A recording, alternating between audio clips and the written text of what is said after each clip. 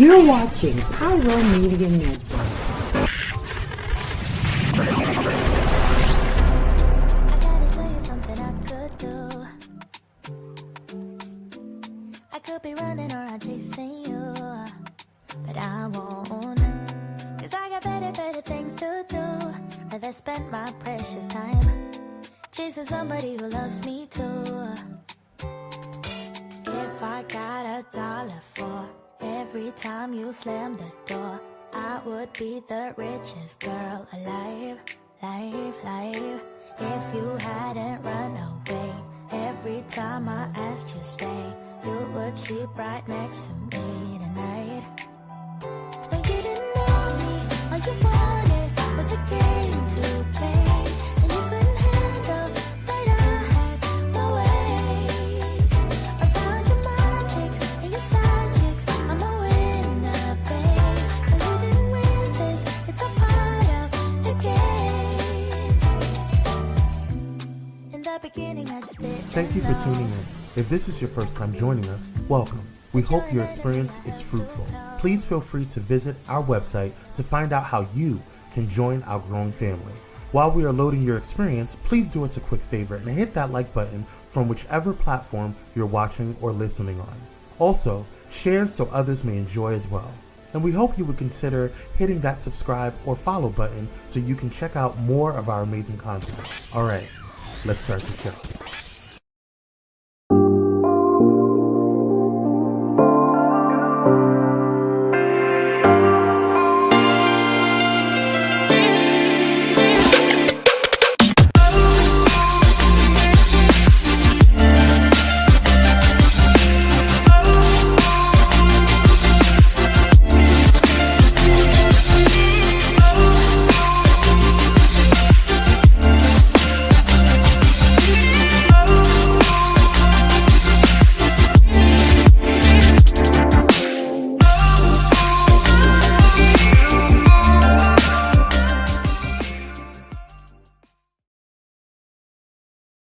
Hey.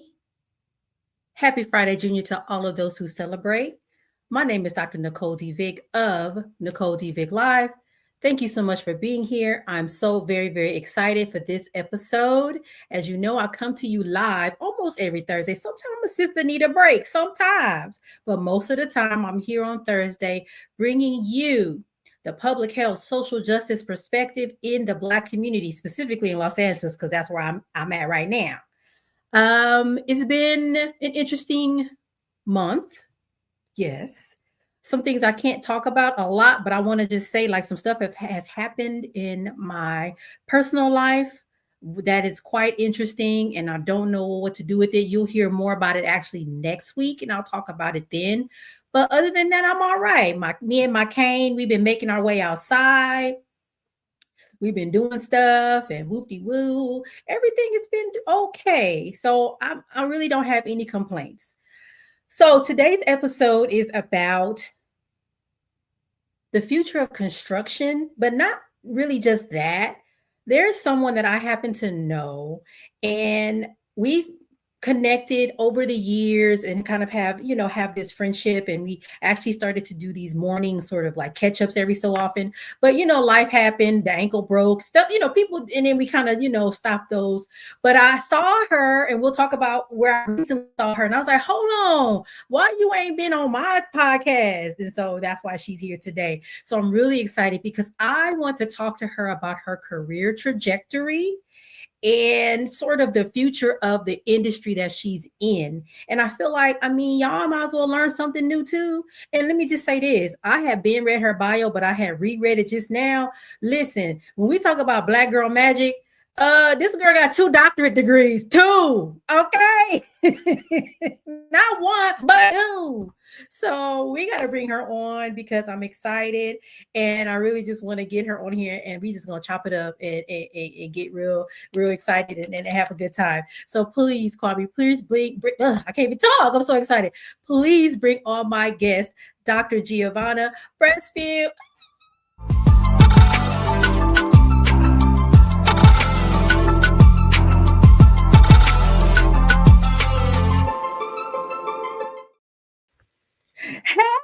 Hey, Hey, oh my gosh. Thank you so much, Dr. Vick, for having me on your show. Like, this is just, yeah, so awesome to be here. I'm so proud of you. Absolutely proud of you, girl. You are making magic happen. You talk about Black girl magic. This is it right here in this space. So I'm super excited to be here today. I'm just excited to have you on. So we got to talk about how we know each other, and then we got to talk about a few things, and then we could talk about all the things that you do that are so exciting to me. So we met. I don't think we were in the same Law Pi class. No, we were, because my class was 2005. Yeah, we wasn't in the because my listen, my class was 2018, so I was way down. Oh, I didn't know that. See, so you got to tell your listeners what Law Pi is. Yeah, exactly. That's why I was like, what the heck is that? Law Pi is Los Angeles African American Women's Public Policy Institute, and I forgot how long it is. How long is that program? I feel like we meet every Saturday for a while. At least 10 to 12 Saturdays. I feel like that sounds about right. And we learn about policy. We learn about systems change. We actually join, make it like smaller groups. So it's probably about 20, 25 women. And we get to smaller groups. And then we have a group project where we advance a mission and sort of walk through it. And the whole idea is to get Black women, inspired to and prepared to run for office. And so there's at least, I know in my cohort, there's one person right now that's running for office. It might be someone else too. And then we have a lot of people that are in office. Sydney Kamlager Dove. Tina McClinner. Yes. Katrina Manning. Yes. Cassandra former Jackie Robinson, who retired from Pasadena. Patrice McKenzie. The list goes on and on. Yeah. So, and I was like, is Cassandra Chase a Law Pi? If she was a Law Pi, she was definitely Empowerment Congress, which is similar. But anyway, because she's mayor now of, Lakewood? No. One of them cities, and we was all excited. So anyway, it's a fabulous program. If you're in Los Angeles, applications usually open up toward the end of the year. And I know they start the program at the beginning of the year. It's amazing. So that's how we met, because we were at some event that Patrice had put on at Volcano. That's where we met. Yep. The networker. And pulling all the alums together to kind of just position this program is truly amazing. I was a second class. They started in 2004, and truly it was initially created to help women position for public policy roles. But now it's boards, commissions, committees, task force, and really being involved and engaged in the public process. And so the room, like you're saying, at Volcanoes was filled with dynamic, amazing women just sharing information about what they're currently doing, how they can connect, the resources available to really help everyone elevate. And from that, you and I we sat next to each other, if I recall. Or across one or the other. Yeah. We just connected. And that's just how it is. I think that's also the beauty of Black womanhood and sisterhood. Like I don't know what class you was in. You didn't know what class I was in. Like, no, I didn't. And we started. And I was the past alumni president when we had alumni president. And we just started talking. We connected, and you were like, "Hey, we should do these little check-ins." Right. And so we were checking in. But more so, you held my hand recently when I was going on KGLH 102.3 FM with the front page. So I appreciate you, my sister, for just giving me that pep talk and be like, "You got it." And that, it was great. And I know you did amazing. Listen, I ain't gonna lie to you. I wasn't awake. I was awake for my own. I was like, "You said what time? What's up?" And again, those kinds of connections, and I don't think I even really said anything to you. I'm like, girl, you're gonna be fine, because you already know your stuff, right? Yeah. But I think it's amazing that we're able to be in those kinds of spaces, to be able to talk about what we do on the radio. There were people that called in and were like, "Oh my God, Nicole, you don't remember me, but 10 years ago, you helped me with this." And I'm like, dang, I'm like, what? So it's amazing and exciting to be in those spaces, the Law Pi space. And I just love the connection and sisterhood. So we're going to have to start back up our little check-in sessions, because it's a lot that needs to be checked in on. Agreed. So I can't wait. Oh, interview. Like I know, right? Open your calendar. So You have built a powerful career in an industry where Black women, I don't see them. I don't see Black women in your industry. So what pulled you into construction? So let's talk about that. And then I'll also say, because I want to give it like a little background. I feel like in our history in this country as Black people, the trades were often like the way out, the way up, the way to financial stability. But I don't know. I feel like things have shifted, and we'll talk about that later. But I want to kind of hear like, because most of us, not most of us, but you know, nurse, doctor, law school, like you was like, no, I'm going this way. And I'm like, wait, what is that? So you got to just tell the story. Man, my journey is a humbling journey, one that I've never imagined for myself. So it started when I was a coordinator at the Los Angeles Unified School District, and I served the Jobs Training Partnership Act, which was the JTPA program. And that had to be when I finished up college, and I won't even go back to how far along that was.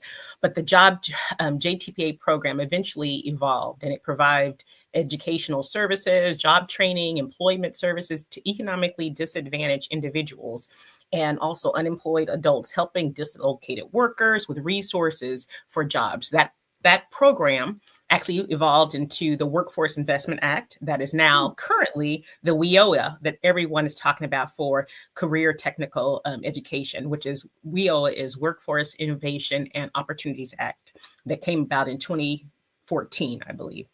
But it is truly a modernization streamline of workforce development. So from that particular effort back in the day, it sparked an interest for looking at people at opportunity to change their lives.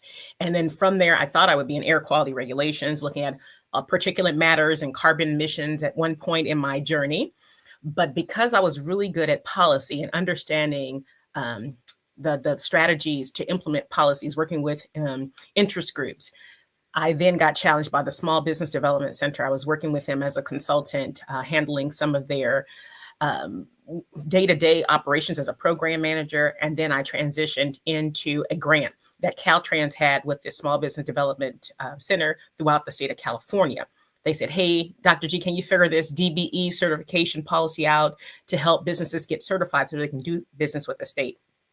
I raised my hand, called to the action, and jumped in. And I handled El Camino College as well as the College of the Canyons initiative to help businesses get certified. Did exceptionally well in that space and continued to really grow in construction, getting more knowledge of understanding of the overall impact beyond the policy, looking at the people, the faces, the communities that these amazing projects were impacting, and then really thinking about every skyline, every bridge, every transit line, every infrastructure plan has behind it real people, real communities. And so that is really how this effort and helping remove those barriers so that they can be involved in construction. So currently Brasfield and Associates, we provide professional services to usually large mega projects in the space of infrastructure, from roads, highways, bridges, people movers. But we work with teams for business outreach, workforce development, compliance, and also community engagement. And so it's really been just something that's really fueled me when I think back to being that person that was told you can't do, or you don't fit in this circle. And now being able to remove those barriers, to educate industry when it comes to like, these are the strategies we need to implement in this particular community, or these are the resources that are available that we can help skill up and upscale various different communities in space. And I serve on amazing boards that allow me to kind of keep the voice going, which is the Associated General Contractors of California. I serve on the Construction Education Foundation's board, from the American Institute for Architects Los Angeles chapter, for West Angeles Community Development Corporation, and also my new board, which I'm super excited to have, a voice for women, which is the Mount St. Mary's University, their alumni board, which is a liberal arts college for women. So it's been how did I get here? It's been truly a journey of raising my hand. I wish I could say like most people, I set out a path and I went after it. It's been people placing me in rooms and space that I didn't even imagine for my life. Like I said, I started off thinking about air quality regulations. I was a geek. I used to drive down to the South Coast Air Quality Management District in Diamond Bar, sitting there looking in books about air quality regulations and hyper minis and ultra Vs. I worked for Nissan at one point in my career. And now here I am looking at blueprints, talking to construction managers about schedules, looking at bid packages, procurement. And it's just amazing, just the influence and the impact. Amazing. And I think you've said so many things in just that short time. Though it's like I answered your question. you did. But so when you were talking, and I'm getting really good at this now, I'm like, oh, I'm learning. So it's like you talked about the people, you talked about the process, you talked about policy, and I heard public health, because to me, infrastructure is a public health function. How cities look, how they operate. Hey, why does this community not have a sidewalk? How come we have all these high rises? Where you talked about air quality, also public health, because I'm a public health girl. So I'm hearing all of that, but I'm also hearing you say stuff like, people put me in these spaces, not to say that they just handed you the space. Of course, you're dynamic, you're smart, but they were like, you know what? I think this will work for you. Come sit over here. And you rose you said, raise my hand, and you sat in that space and then took it and ran with it. So I hear a lot from just those few things that you just pointed out that are amazing. And I think for a lot of us, again, I think about my daughter, who is not a young child anymore. She's almost 30 actually, but she's still trying to figure out her life. And I feel like in some ways, what you just mapped out is exactly what I'm trying to tell her. Sometimes you don't quite, you just go, you just start, and then it leads to something else, and then it leads to something else, and then you're like, dang, I really like that, and then you're like, okay, I'm in my stride. But it doesn't always start off where, like you said, you wake up and you're 10 and you're like, I want to be a doctor, and then you just go that route. It doesn't always happen that way. So I really appreciate you kind of sharing that. Well, I was at the school district doing this, and then it turned into that. And then it turned into that. Right. And now many tears too. What I didn't disclose, many tears along the journey, right? It hasn't been an easy, like, here it goes, enter the room. But like Shirley Chisholm, her amazing quote is, if they don't give you a seat at the table, bring a folding chair. So I brought many different folding chairs with me on my journey. I mean, especially when it came to feeling like being overwhelmed where I wanted to give up.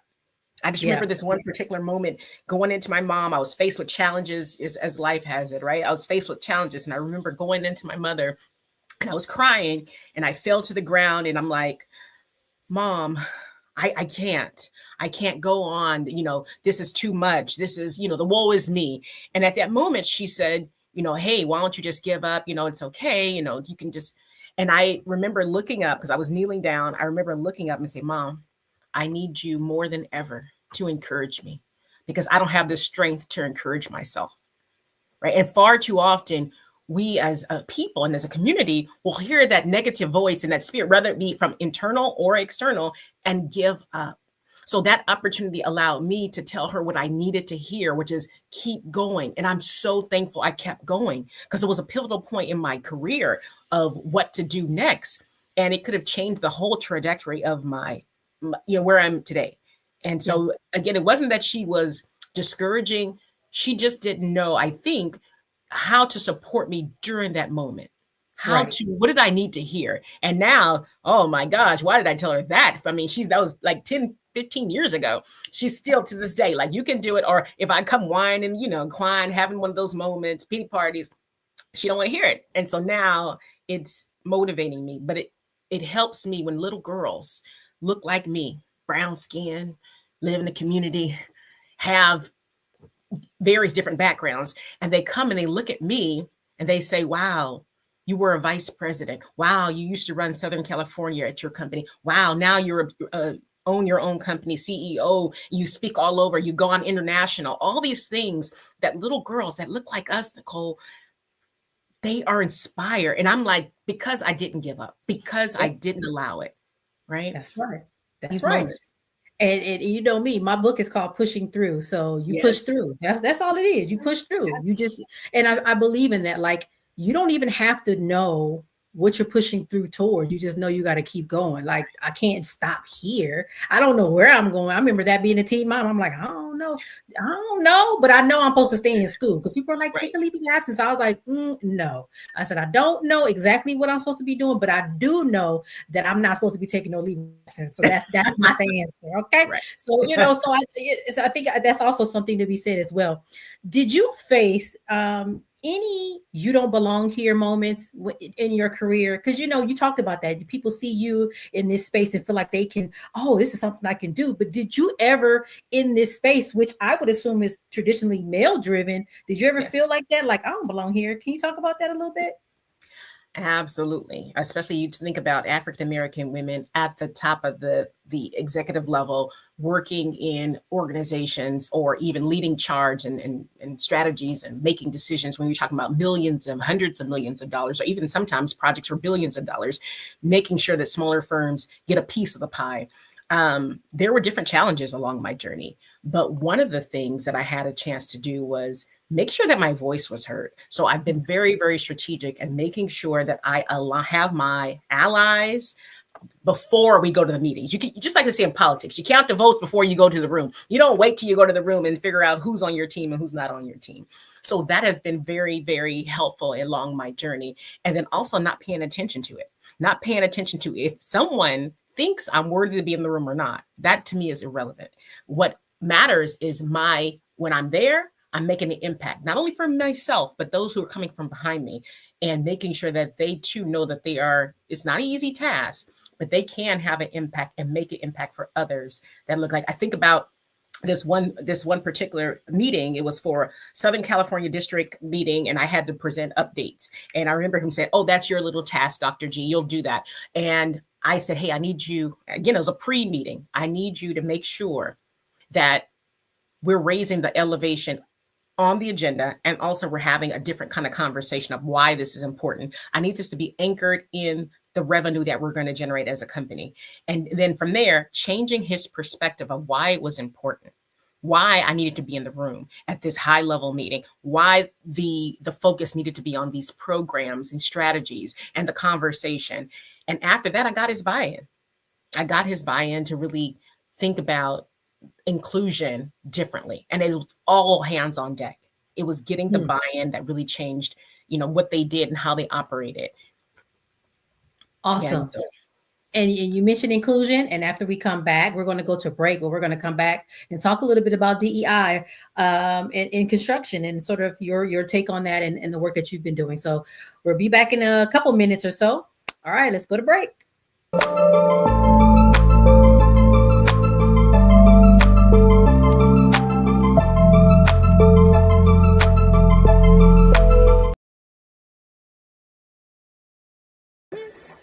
Hey, it's Pastor Kim from It's Just Kim Live Show, and you're watching Pyro Media Network.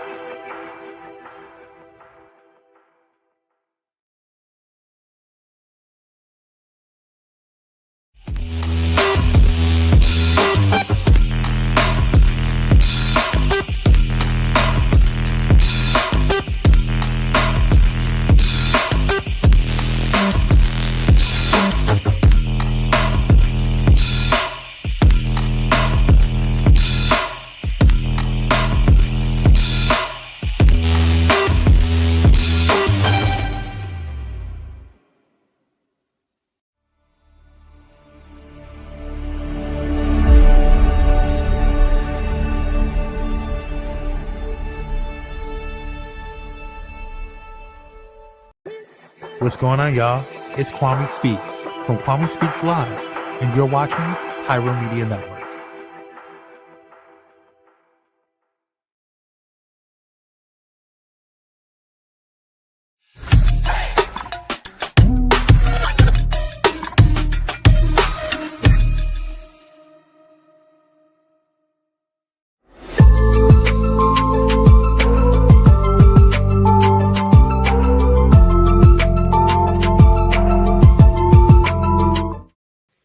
And we're back with Dr. G talking about construction and all the things. And you wanted to give us a little bit more insight or input on that whole question that I asked you about if you faced any you don't belong here moments early on. Did you want to add any additional insight? Yeah, absolutely. I'm going to encourage your listeners to when they're faced with that, everyone is faced with that along their journey, whatever it may be, is when you're faced with that, don't take it as a negative to be discouraged. Think of it as an opportunity to really be empowered. Like, what can you do to strengthen your skills? I think back to when earlier in my career, I was coming into construction and I had to figure out construction schedule and learn about the dynamics of running a job. And this one particular executive said, hey, if you want, you're going to have to drive out to Highland, California, which you know is pretty far at the base of Big Bear, the 330 freeway. So it's about an hour and a half drive. You're going to have to drive out here and meet with me. I don't have any time to meet with you any other time. I said, okay, the challenge is on, because now I want him to train me so that I have his leadership eye at the executive level. So when I'm talking to people, they understand what I'm talking about. I understand what their value is important, but more so they understand how I fit into this bigger piece of the pie. So I drove, I committed. That was a no, but how did I turn that around? It's by accepting the challenge, by saying I will drive out there, because he didn't want to do it. But again, because I said, I'm willing to invest in me. This hour and a half drive at 4 a.m. to get there early in the morning before heat. Yeah. But again, it's about yourself, making that investment. Or there was a compliance conference that I had a chance to, I really found valuable. It's called American Contract Compliance Association, that helps practitioners in the DEI for construction space, or the people who write the RFP, the policies, help them become stronger in space with policies, rules, implementation, compliance, enforcement, what have you. This conference was really important to me in my career. And the boss that I had at the time said, no, you can't go. He didn't see the value in it. And so what I did was, again, another investment in self. I took that no as an opportunity to say, I will go. I didn't know how I was going to fund it, because it was a week-long conference. You know, your hotels add up, airfare adds up. And I just made the commitment. I ended up flying out there. My friends kill me to this day when I tell the story, but I had rented a car, stayed in the car. Then I went and showered in the gym, went to the conference. No one knew, because I was so committed to me. And it was Chicago. Not that I'm saying to do that, but that's what I did at that point. I don't think I've shared that story with many people. So you and your watchers are getting the first fresh hand thing. But I made that investment in myself, because I was like, absolutely, this no cannot deter me from what I want to do. And that certification now is asked of on RFPs, requests for proposals. Some of the agencies are looking for that certification from practitioners in space to say. So I'm like, it was an investment in myself that no one can ever take away from me at all. Yeah, absolutely. So I encourage you guys all to do that too. Not the Chicago car thing, but nonetheless, investing yourself is the key takeaway. Yes. But that's happened to me before too. You know, hey, I want to do this fellowship. It wasn't LAPI, it was a different one. And if the answer initially was no, and then it was like, well, actually, yes, she can go, but she just can't use her paid time off to go. She has to use her own time. Okay, fine. Or actually, that wasn't what happened. They actually did allow me to use my work time to go, but there was something. But sometimes the answer is no, but then it's like, well, why? Even something, right. Sometimes simply pushing back and saying, well, why, usually will actually get you what you need or want. Or if it doesn't, to your point, hey, well, we gonna do this. We're gonna do this the OG right. way. We're gonna drive out there or whatever. We're gonna get it. Right. So I definitely hear that. So let's talk a little bit about DEI. To me, when I hear construction, I don't think DEI. Why is DEI important in that space? That's such a great question, especially when it comes to all the political climate that we are facing when it comes to this topic. It's always a touchy one, but boil it back. There's over 500,000 jobs that are needed in construction right now. We have trillions of dollars being filtered to build some of these amazing projects, read streets, roads, infrastructure, but we still have about a need of 500,000 workers throughout. June 2025, DOL said there's 8.3 million people in construction, but there's still a shortage of the number of people in industry. So when you think about how we're going to get there, it's thinking about inclusion as a whole, of making sure everyone has the opportunity to participate, whatever you call it, regardless, there's still a need. There's still a need of what can we do different for strategies to engage more within industry so that we can build some of these amazing projects. We can get revenue as a company, from the larger perspective, build, generate revenue, make impact, hit your strategic KPIs, whatever the goal is, but you need people to do it. I think about this project in Kansas City that they were not meeting the goal. They were a little bit off on time frame. They were missing the schedule. They were up against liquidated damages. And when they were asked, why, what's going on with the project and the project team, their response was, we don't have enough people to build this project. It's not because the actual lumber, not because of the steel, not because of the time frame. It was because they just didn't have enough people to finish on time.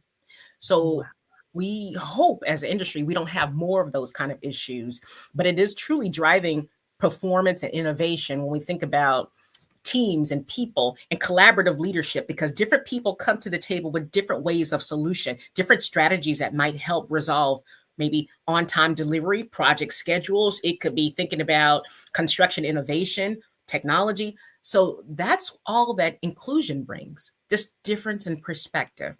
And then there's programs, like amazing programs such as AGC of California, the Construction Education Foundation has this program called Build California that taps in at an early age for youth and young adults, going to middle schools, elementary, high schools to share ambassadors about their career in construction, whether it be on the design side, pre-construction, and making sure that our young people know about construction, not as if you didn't make it to, but more as a proactive effort. So it's like not a plan B, but this can also be an opportunity. So for example, if somebody had finished with a doctor like us and somebody who went straight from school into the trades, man, they probably make a little bit more than us because they don't have the debt, right? They don't have the loans and the debt, even though, our focus is different because we wanted the doctorate degree. But if you're thinking about salary to salary, the people that probably went straight through and went into the trades and came out on the other side, they probably can yield a little bit more because they don't have that debt in the back end. Yeah.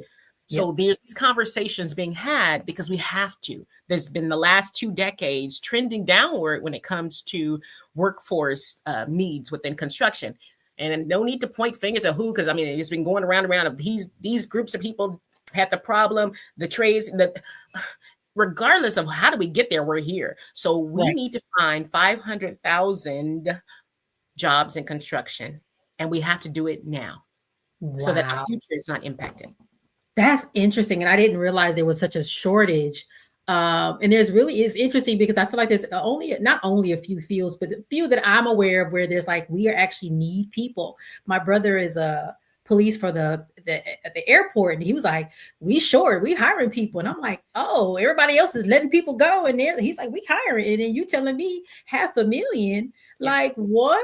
And I think you're right about this, it not being a fallback, it being actually a plan A, because again, as I said earlier, I feel like at one point in our nation's history, for a lot of us that are minoritized folks, the trades was actually the way to middle class stability. I'm gonna buy my house, I'm gonna build my house, or whatever it was, right? Because you had these really strong union jobs. I think about the electricians, all these people that are skilled, and they can charge because baby, I can't do it. So hello. They'd be like, oh, it's gonna be this much. What I'm gonna say? I can't do it. So you know what I mean? I think, and then even one thing too is even when COVID was up and very, very, still here, but more prevalent in 2020, 2021, we were classified as an industry as essential workers. So we were still working round the clock, making sure those projects were delivered. There was emergency work being conducted. There was no slowage at that given time. So here it is, a career opportunity for those who are thinking what to do, where do I start, or even those looking for a career transition, because there's a huge population of retirees that are coming, right? People are retiring. They're just going away. They're not necessarily carrying those back to industry to share because they're retired.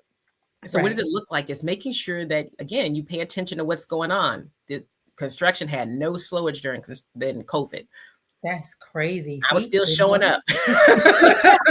I didn't want to. My bad. Right. Like, hold on, wait a minute. Lights off. You stand over there. Okay. So let's talk about the future of construction, at least from your perspective, what you know. So, we were talking about AI in our little, we were talking before this. And I was like, dang, this Chat GPT, you can ask it anything. And I was telling you, I was asking it to help me redesign my bathroom. It was giving me paint colors and stuff. And I said, watch, one minute it's gonna say, would you like me to send somebody to your door to paint your bath? I'm like, what? So is there any? And I think I was joking with you. I was like, oh my gosh, is AI going to take over construction? And you were like, I mean, I don't know about a takeover, but we're using AI. So can you talk a little bit about that too? Like, will that help with the $500,000 people shortage? Like, I mean, are robots going to be making buildings? Like, what's going to happen? Well, I don't know about the building making, but there's probably someone out there testing for that. But AI will help when it comes to automation and predictive scheduling, drone inspections, robotics. There's a lot of innovation being made in this space when it comes to technology, AI-driven project management tools, thinking ahead, kind of if this, then that scenarios when it comes to efficiency, project schedule, building. And the data overall truly can enhance decision making. Yeah, just to make overall, it's faster, but again, it doesn't take away people. So that's the, a lot of people worry, oh, it's going to take away people. It doesn't take away people. We still need to build, but again, it helps with efficiency and predictive scheduling. Yeah. And I would imagine there still needs to be those engineers, on that AI end, building things or creating the sort of applications for the stuff to make sense anyway. So yeah, I don't think it would ever replace people completely, but I feel like that's exciting too, as a potential like career path. Well, who's on the side of the apps and building the things so that the computer knows what to do. So very exciting. Are you excited about that? Are you scared about that? Like, what is that? Oh man. I guess it's needed. You think about timing and projects and efficiencies and costs, budgets and, but it is a new way of thinking. I can't go without saying it is a new way of thinking, because now you're like, how do we go faster? Are we more efficient? Maybe we look at trends based on all the data that's collected in a more robust way, or even the robotics aspect of it. So we'll see, we'll see what the future holds, but it is currently being implemented on many different job sites around. And there's many conferences such as Procore that does an amazing conference. There's Autodesk University. They're having their technology conference coming up soon, but there's these mega organizations that focus on technology and innovation and driving change within construction that are looking at these best efficient ways. And even for data, for example, there's LCP Tracker and B2G now. LCP monitors workforce, and B2G now looks at the payments going to smaller firms or at all tiers on most of the contracts. So there's all this technology being used, and it's thinking about innovation.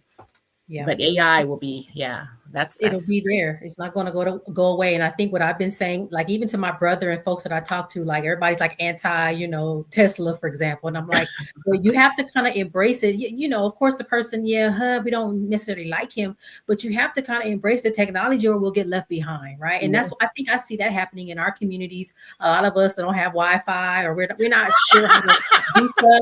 And so we get left behind. Stuff be happening. We don't know what's going on because we scared of it, or no, embrace it, pay attention, be curious, think about it, learn how to use it, because we will be left behind, right? And they love leaving us behind. So learn how to use the thing, ask questions. Because I was even saying, and we're getting ready to close in a minute, but I was even saying, like I was telling my brother, I said, wow, because he has a Tesla. He said, look, it drives by itself. I said, so will we need driver's licenses in the future? Because if the car is driving itself, do I need a license? I said, so, and I said, listen, if I'm 85 years old and my daughter can't take me to the doctor and I can just get in my Tesla and it takes me, do I need a driver's license? And he was like, Doc, you just blew my mind. Wait a minute. I'm like, whoa, do I need a driver? Wow. See, but if we're scared of it, no, baby, I need to go to the doctor. Oh, you can't take me. That's all right. Come on, car, let's go. You see what I'm saying? We can't be scared of it if it's going to be helpful. Now we do need to, harness it in a way. Right. But I'm just saying we can't be afraid of it. So I'm just, that's just something I hold true to my heart. Like I can't be scared of it. It's a little scary, but I can't be scared of it. So Yeah, well, I think about what I want to tell your listeners, because I know you dive all the time into public health, wellness, is making sure when you think about construction, there are so many different initiatives when it comes to health and safety and wellness when it comes to construction. We have one of the highest suicide rates because of the stress and demands. Yes, the stress and demands. But there are organizations like AGC of California. You have an industry stand down that's dedicated to safety pauses, where crews engage in conversations about health, substance abuse, support, because it's no tolerance on the job site. You think about safety and people. We can't have any substance. You have to have everyone in the right mental health, because these jobs, you're dealing with difficult equipment, you're dealing with very fast pace. A lot of things can go wrong in the day-to-day. There's also LCI, which is Lean Construction Institute. They have respect for people, which is central to the lean construction type principles that emphasizes treatment of workers, dignity, and mental health and wellness. We also have there's many different task force for mental health and suicide prevention task force as well too. So thanks for lifting that up. So many resources that you can tap into. Yeah, I didn't even really think about it in that way. And thank you for lifting that up, because that is something that's really, really important as well. Workforce wellness and making sure the workforce is healthy and safe. Yeah. Really, really important. Okay, so this is the last question, because I told you it's gonna go by fast. The last question is, you've built power in an industry that, let's be honest, it wasn't designed for you. They wouldn't think about you, Black woman, in this space when they, What does that power mean to you now? It means reach back and bring others along. I've been very, very fortunate in where I'm at now to being considered a thought leader. I was one of 25 individuals selected globally by Autodesk as a construction thought leader, which was so humbling. And so my role in this space is not only to be a thought leader, but is to figure out ways to make sure that others too can advance. Talking about programs, talking about resources, connecting the dots, and not resisting the call for change, which is making sure that we have inclusive programs, whatever you call them. We still have 500,000 people that are needed in this industry. Mm-hmm. And then of that, you can imagine, like you said, when we started our conversation today, the representation of minorities is small, and especially the higher you go within the industry, or any industry, might I say, to be broader, it's very few African-American women. And then when you're there, you got to make sure that you have a strong, amazing network, like we started our conversation, like LawPi, that will hold you accountable, be supportive, where you can be your authentic self and share, like, this is difficult to do. How do I navigate? I've been very fortunate to have a couple of amazing mentors along my journey. One that I met through the National Association of Women Business Owners. They had a program called Pathway to Corporate Board Leaderships. And in that program, Shanae Rourke challenged us to meet two different mentors. And in that journey, I was partnered with this lady. She's just been like truly transformational in my life. She served in DC. She used to run the FTA. There's all her background, her resume speaks volumes of her own journey and her own hardship. But I think we gained connection by just being, again, I was dealing with something stressful at work, and at a high level, who do you talk to? Where do you talk? Who can you trust? What are they going to do with this information? Is this going to end up in the newspaper, the public? What are we going to do? And so just confiding in her during that time at a need has created us a stronger bond in our mentor-mentee relationship. But it also has helped me gain perspective of what does it really mean to be a leader, that she can look back and reach forward to bring me along. And then I am absolutely like committed to that same effort, is making sure that the knowledge and insight that she shared and poured into me, that I can reach back and share to someone else to say, you can do it. It may be hard, but you got this. You can move forward and focus on them as a whole person. So it's really been forward, the whole journey. I think about everything in my life. It's been for such a reason. When I'm going through it, it's not so fun. It's not so fun. But now when I get to the other side, right, it is truly an amazing journey that I love everything that I've had a chance to go through, to be this person that's strong today, but also humbled in my journey. Right. It's amazing. Thank you so much for all of the information that you've shared. I feel like you are such a leader in the industry that you're in. And, you know, the whole idea of lifting as you climb and reaching back is so, so very important. So thank you again. We done ran up out of time. But thank you for coming on, and all of you, thank you for watching. I just want to go ahead and let you know, of course, you can find me on my website, www.NicoleDVick.com. On that website, my books, Pushing Through, Finding the Light in Every Lesson, Push Through 52 Weeks of Light in Tough Times, and the most recent, which is an anthology. I'm like, ooh, that was hard to say. Triumph in the Trenches, which is about Black professionals and navigating work, which is a whole nother thing. I'm on social media, more so on LinkedIn now than anything else, because I don't know, everything else is like, but LinkedIn is cool, so I'm there. And I'll see you next week, y'all. We'll have another episode live next week. I think it'll just be me by myself running my mouth, but we'll see. But thank you again, Dr. G. And I'll see all of y'all next week. Thank you.